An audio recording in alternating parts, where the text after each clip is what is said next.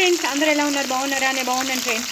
ఇవాళైతే మీకు చూస్తున్నారు కదా, ఇలా గుత్తి కాకరకాయలు నేను తరిగి పెట్టేసుకున్నాను. నూనెలో వేయించేసుకుంటున్నాను. నూనె ఒక్కటే వేసాను.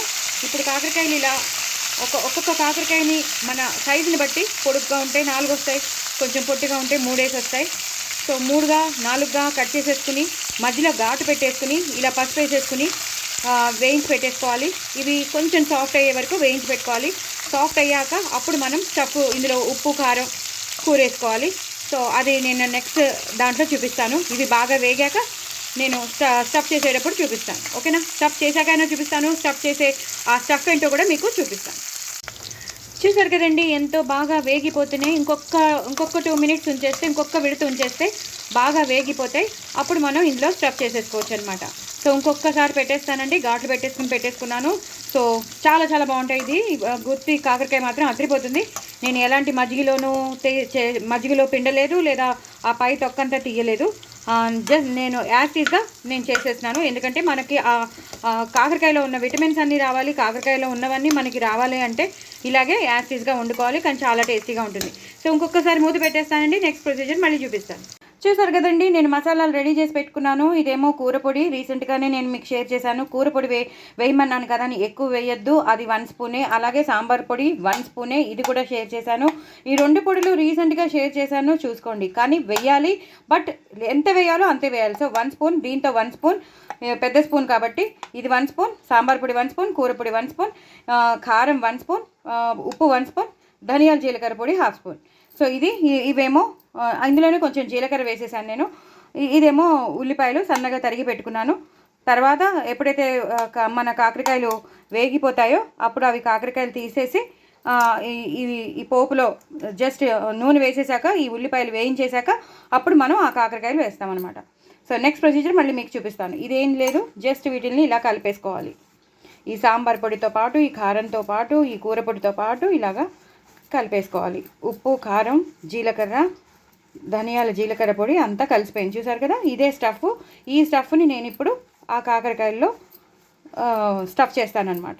ఈ స్టఫ్ని ఇది స్టఫ్ చేసేసి నేను మిగతా పొడి మిగులుతుంది కదా, అది కాకరకాయలు వేసేసాక స్టఫ్ చేయగా మిగిలిగా నేను పైనుంచి జల్లేస్తాను అనమాట. ఓకేనా? అర్థమైంది కదండి. సో స్టఫ్ చేసేటప్పుడు మీకు మళ్ళీ చూపిస్తాను. చూసారు కదండి, ఇలా వేగిపోయాయి కదా.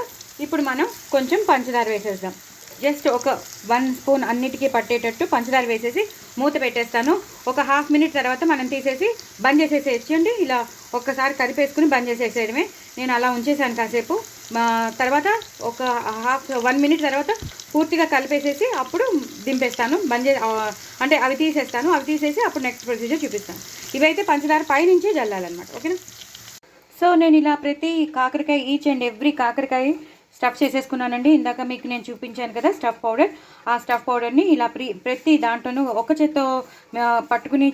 చేత్తో కెమెరా పట్టుకుని ఫోన్ పట్టుకుని చేయడం కష్టం కదా, అందుకని చూపించలేకపోయాను. స్టఫ్ చేయడమే కదా అని ఇంక నేను చూపించలేకపోయాను. అన్నిట్లోనూ చల్లారాక స్టఫ్ చేసేసుకున్నాను. ఇప్పుడు ఉల్లిపాయలు వేసి వేయించేసుకుందాం. ఎందుకంటే ఆల్రెడీ వేగిపోయి ఉన్నాయి కాబట్టి హాఫ్ ఆఫ్ ద కాకరకాయ వేగిపోయింది 50%. సో ఇంకో 50% కాబట్టి తొందరగా అయిపోతుంది కూర. సో నెక్స్ట్ ప్రొసీజర్ మీకు చూపిస్తాను. సో నేను తగినంత నూనె వేసేసుకున్నానండి. నూనె వేసేసుకున్నాక ఉల్లిపాయలు వేసేసాను. ఇప్పుడు కరివేపాకు వేసేస్తాను. ఈ వేగుతున్నప్పుడే కరివేపాకు, ఇంకా పచ్చిమిరపకాయలతో అవసరం లేదండి. జస్ట్ వేగుతున్నప్పుడు ఈ కరివేపాకు వేసేద్దాం. ఉల్లిపాయలు వేసాను అంతే. అదేంటంటే ఆ స్టఫ్కున్న కారం ఉండిపోయింది కదా, అవి కొంచెం ఉల్లిపాయలకు అంటుకుంది అంతే తప్ప నేను ఏ కారం వేయలేదు. స్టఫ్ పౌడరును పొడిను ఈ ఉల్లిపాయలు ఒకే చోట పెట్టాను కదా, అందుకు ఆ కారం అంటుకుంది. సో ఇది ఒక్కసారి వేగిపోయాయి కదండి, చాలా తొందరగా వేగిపోయాయి. సో ఇప్పుడు నేను ఒక్కొక్కటిగా దింపేస్తాను. ఇలా మనం ఎన్ని చేసి పెట్టుకున్నామో అన్నీ దింపేసేసి ఇంకా వేయించేసుకోవడమేనండి. ఇలాగా వేయించేసుకోవాలి. వేయించేసుకుని పైన కొంచెం స్టఫ్ మిగులుతుంది కదా, మనం దీన్ని ఇలాగా జల్లేసుకోవాలి. ఇందాక నేను స్టఫ్ చేసిన పౌడర్ మిగులుతుంది కదా, అది ఇలాగా జల్లేసుకోవాలి. సిమ్లో పెట్టుకోవాలి. సిమ్లో పెట్టుకుని కొంచెం పైనుంచి నూనె వేయాలి. అంతేనండి. ఒక 2-3 విడతల తర్వాత నేను మీకు మళ్ళీ చూపిస్తాను. ఇవి కొంచెం సాఫ్ట్గా అయిపోతాయి. మళ్ళీ మీకు చూపిస్తాను. పూర్తిగా అయిపోయాక మీకు మళ్ళీ చూపిస్తాను. కదండి కూర ఎంత బాగా వేగిపోయిందో, చాలా బాగా వేగిపోయింది, నూనె కూడా వదిలేసింది. సూపర్ ఉంటుందండి గుత్తి కాకరకాయ. ఇలా చేసేసుకోండి, చాలా చాలా టేస్టీగా ఉంటుంది. లాస్ట్లో మాత్రం కరివేపాకు కొత్తిమీరతో గార్నిష్ చేసేసుకోండి. సూపర్ కూర. మళ్ళీ ఇలాంటి కూర రాదు, మీరు తప్పకుండా చేసుకోండి. నేను వేసినవన్నీ వేసుకోండి, ఇలా చేసేసుకోండి. ఎంతో టేస్టీగా ఉండే గుత్తి కాకరకాయ మీ సొంతం అయిపోతుంది. చూసారు కదా ఒక్కొక్కటి ఎలా ఉందో. ఇలా ఉంటుందన్నమాట. అన్నంలో అద్దుకుని తింటారా, అన్నంలో నంచుకుని తింటారా, సైడ్ డిష్గా తింటారా, లేదా అన్నంలో కలుపుకుని తింటారా, అది మీ ఇష్టం. బట్ నేను చెప్పినట్టు చేసుకోండి, చాలా చాలా బాగుంటుంది. నా ఛానల్ మాత్రం సబ్స్క్రైబ్ చేసుకోవడం అసలు మర్చిపోదు. బాయ్ అండి. చెప్పడం మర్చానండి, బాయ్ చెప్పేసాను. కానీ లాస్ట్లో మాత్రం ఒక్కసారి శనగపిండి ఇలా వేసేసుకోండి. అప్పుడు ఏమవుతుందంటే ఈ కూర ఇంకా టేస్ట్ ఎన్హాన్స్ అయిపోతుంది. అది బాగా వేగి ఉంటుంది. 1-2 మినిట్స్ ఇలా వేగిపోతుంది. నేను మీతో మాట్లాడుతూనే ఉంటాను, వేగిపోతుంది. చాలా చాలా టేస్టీగా ఉంటుంది గుత్తి కాకరకాయ. మరి ఇంకెందుకు ఆలస్యం, తప్పకుండా చేసుకోండి, ఎంజాయ్ చేయండి. సిమ్లో పెట్టేసుకోండి.